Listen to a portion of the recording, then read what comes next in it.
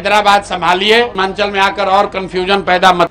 कि बिहार भारत का हिस्सा है और रहेगा इंशाअल्लाह। हैदराबाद भारत का हिस्सा है और रहेगा इंशाअल्लाह ताला। तो कोई माइका लाल, इन सियासी पार्टियों का नेता ये नहीं कह सकता कि असदुद्दीन ओवैसी बिहार को क्यों आ रहा है या सीमांचल को क्यों आ रहा है। हम जब तक अल्लाह हमको जिंदा रखेगा हम सीमांचल को आते रहेंगे। कोई माइका लाल अगर हिम्मत है तो रोक के दिखाए हमको। और हम क्यों आते हैं आपको बताते हैं। 20 साल यहां पर सत्ता बिहार की जनता ने कांग्रेस को दी। 15 साल बिहार की जनता ने, सीमांचल की जनता ने लालू परिवार को मुख्यमंत्री बनाया। अब 20 साल से यहां पर नीतीश कुमार की सरकार है और इस 20 साल में नीतीश कुमार कभी नरेंद्र मोदी के साथ बैठकर चाय पिए तो कभी तेजस्वी को खाना खिलाया। तेजस्वी बोल रहा है कि 2,75,00,000 घर जो है उनको सबको नौकरी दूंगा। अब आप तो सोचिए, बिहार की जनता, सीमांचल की जनता इतनी भोली नहीं है कि तुम आकर लंबा छोड़ दो और वो कबूल कर ले। अच्छा, आपको मालूम, अगर चलिए मान लिए कोई यहां से उठ के बोलेगा ओवैसी तुम्हारे को क्या तकलीफ हो रही है, देगा वो। अच्छा देगा ना, कितना पैसा लगेगा? अभी अगर वो 2,75,00,000 लोगों को नौकरी देगा तो कम से कम 25,000 तो देना पड़ेगा ना 25,000। अब तुम उसका हिसाब कर लो, उसके लिए पैसा पड़ेगा 8,28,000 करोड़ रुपये। 8,28,000 करोड़ रुपये। पूरा बिहार सरकार का बजट कितना है? सालाना 2 लाख करोड़ का। ये कहां से लाएंगे बाबा तुम 6 लाख? पैसा तो झाड़ पे नहीं उगता ना। तो तेजस्वी बोलेगा ओवैसी भड़काऊ भाषण देता है, वोट काटने है तुम्हारा, इस पर भरोसा मत करो।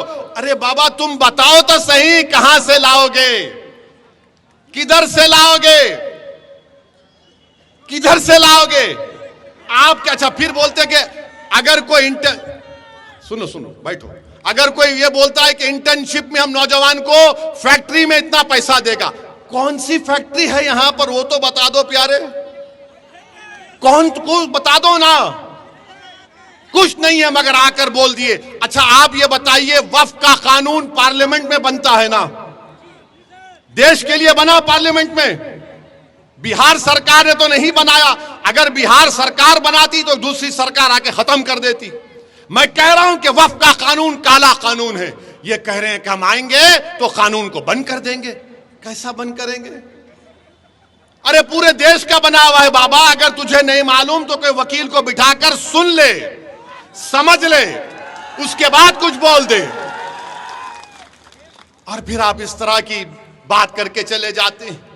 मेरे अजीज दोस्तों और बुजुर्गों, मैं आपको बता रहा हूं, मैं ठाकुरगंज की जनता को पैगाम दे रहा हूं, आप मेरी बात को गौर से सुनिए। तेजस्वी यादव के बगल में बैठकर वीआईपी पार्टी के हमारे मुकेश भाई को मैं सलाम करता हूं। उन्होंने अपनी समाज के इत्तेहाद पर पूरा भरोसा करके कहा कि मल्ला समाज तेजस्वी के साथ है। अगर हमको सत्ता मिलेगी तो मल्ला समाज पूरे बिहार में 3% है, उप मुख्यमंत्री मैं बनूंगा। वीआईपी ने कहा कि मल्ला का बेटा उप मुख्यमंत्री बनेगा और जो 17% अल्पसंख्यक समाज बिहार में है वो क्या करेगा? दरी बिछाएगा। तुम दरी बिछाओगे या मुख्यमंत्री बनोगे? हाथ उठाकर जवाब दो। तुम मुख्यमंत्री बनना चाहोगे?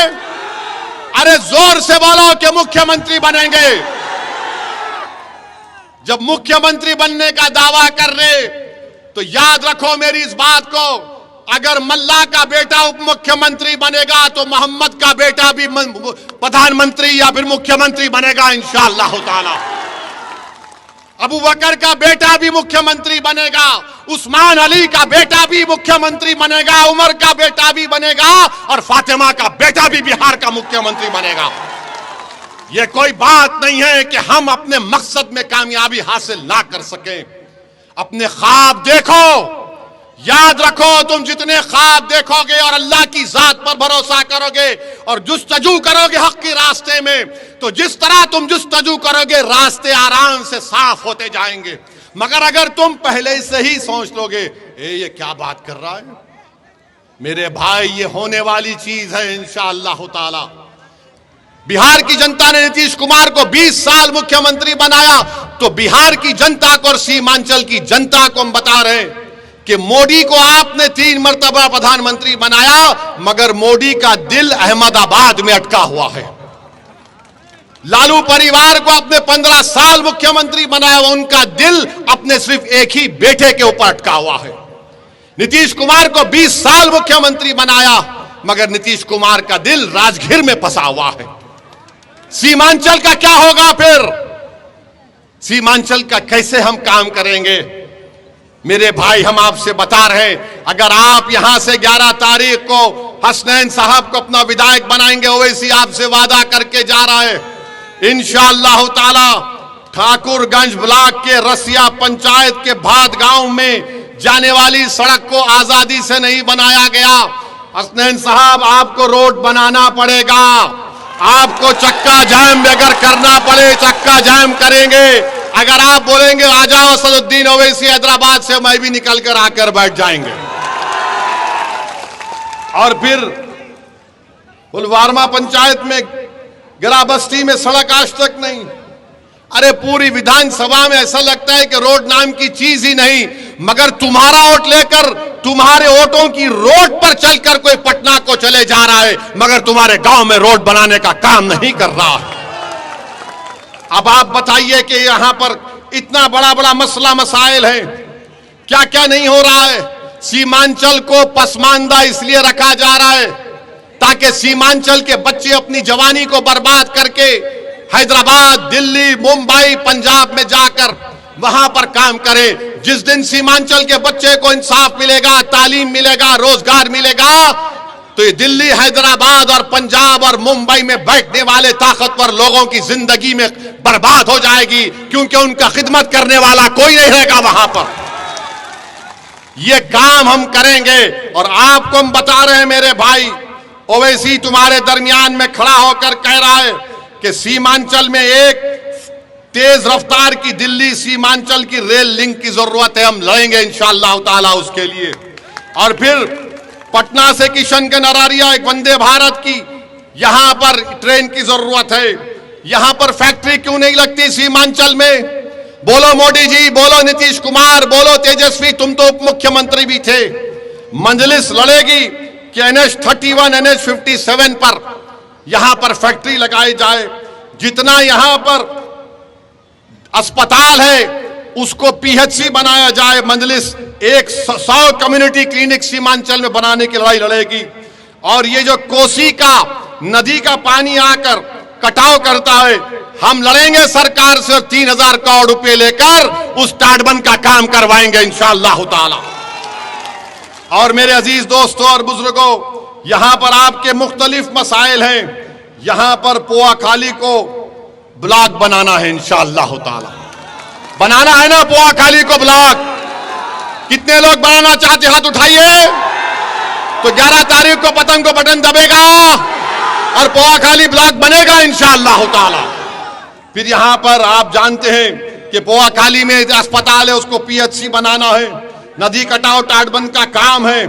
और फिर आप ये भी जानते हैं कि यहां पर देलामरी में, पोआखाली में, जिया पोखर में, कड्डूबिटा में रोड को बनाना है। ये सब काम इंशाअल्लाह ताला ये आपकी जिम्मेदारी है। और हम आके आपको पूछेंगे हर 6-7 महीने में काम कितना आगे बढ़ा, क्या नहीं हुआ। सिर्फ भाषण देकर जाने वाले का नाम असदुद्दीन ओवैसी नहीं है। अगर भाषण देकर जाता तो 11 साल से बार बार आपके दरमियान में नहीं आता। हम 11 साल से आते रहे और इंशाअल्लाह जिंदगी बाकी रही, जिंदगी वफा की, तो तुम्हारे दरमियान में आता रहूंगा। तुम्हारी लड़ाई मेरी लड़ाई है।